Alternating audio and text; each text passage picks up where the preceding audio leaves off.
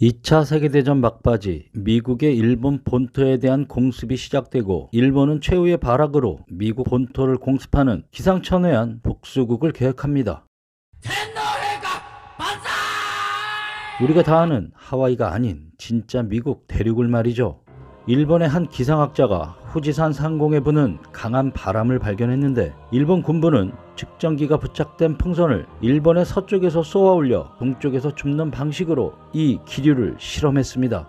이 바람은 제트 기류로 불리는 바람이며 군대를 미국 본토에 직접 상륙시키거나 전투기를 보내지 않고도 미국 본토를 공포로 몰아넣을 그 누구도 예측하지 못한 방법이었습니다. 당시 미국은 이런 일본의 공격 프로젝트를 전혀 눈치챌 수 없었죠. 2차 대전 중에 제트기류에 대해선 거의 알려지지 않았기 때문입니다. 일본만이 이 제트기류를 이용하여 폭탄을 실은 풍선을 태평양을 가로질러 단 3일 내에 미국으로 수송시킬 수 있다는 걸 알고 있었습니다.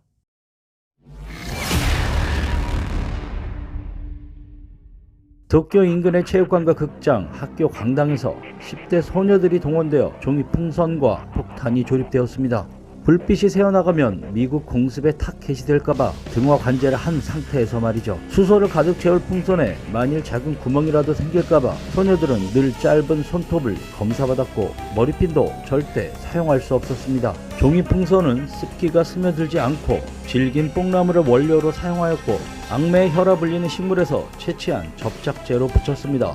기구의 직경은 10m이고 안은 수소를 채워넣고 15kg의 폭탄과 5kg의 소위탄 두 발을 매달았습니다. 소녀들은 어떤 목적으로 쓰이는지도 모른 채 폭탄 풍선 제작에 동원되었고 수소가 폭발해 6명의 소녀가 사망하기도 했습니다. 천황의 생일에 맞춰 도쿄 인근에서 처음으로 풍선 폭탄이 띄워졌고 1945년 3월까지 9천여 개의 폭탄이 만들어져 미 본토를 향했습니다. 이 공격의 목적은 인명살상, 건물 파괴, 산림지대에 화재를 일으켜 혼란을 야기할 목적이었고 풍선 폭탄에 군인 2명에서 3명을 실어 보내는 실험도 진행되었습니다.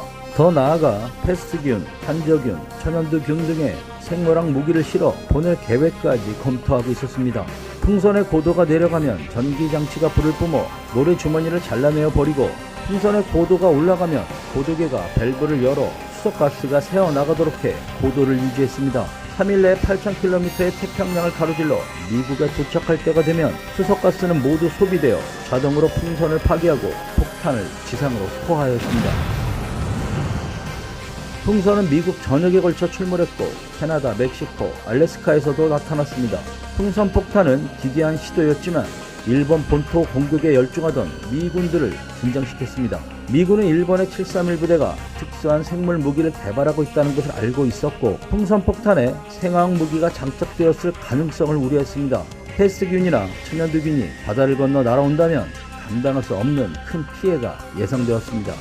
만일 일본이 비전선인 미국 본토에 민간인을 대량 살상할 목적으로 화학탄을 투하했다면 미국에 의해 일본은 실제 태평양 아래로 침몰했을지도 모릅니다. 이를 우려해서인지 히로히토 천황의 명령으로 화학탄 투하는 실제 실행되지 않았습니다. 게다가 미국의 B-29 폭격기가 일본의 수소가스 생산 공장 3개 중 2개를 박살내버렸고 1945년 4월 풍선 폭탄 발진은 중단되었습니다. 미국은 이 폭탄이 일본 본토에서 곧장 왔을 거라는 생각을 하지 않았습니다. 아마도 일본이 잠수함을 통해 미국 해안에 상륙해 풍선 폭탄을 발진했을 거라 추측했으나 미 지질 측량국이 모래 주머니의 모래를 분석하여 일본 본토에서 발진했음을 알아챘죠. 9천여 개의 풍선 폭탄 중 10%가량이 미 대륙에 도착한 것으로 봅니다. 마지막으로 발견된 풍선 폭탄은 일본을 뽀사버릴 맨하탄 프로젝트가 진행되고 있는 워싱턴주의 핵무기가 제조되던 곳에 나타났습니다. 이 풍선 폭탄은 나가사키에 투하될 폭탄의 플루토늄을 제조하는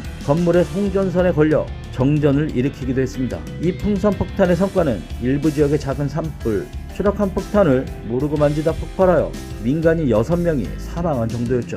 하지만 일본은 미국에서 일어나고 있던 거대한 화재 사건들과 그로 인해 공포에 질린 미국 국민들의 모습을 방송 장면으로 내보내며 풍선 폭탄 공격으로 1만여 명 이상의 미국 시민들이 사망했다고 국민들을 향해 대대적으로 선전 보도했습니다.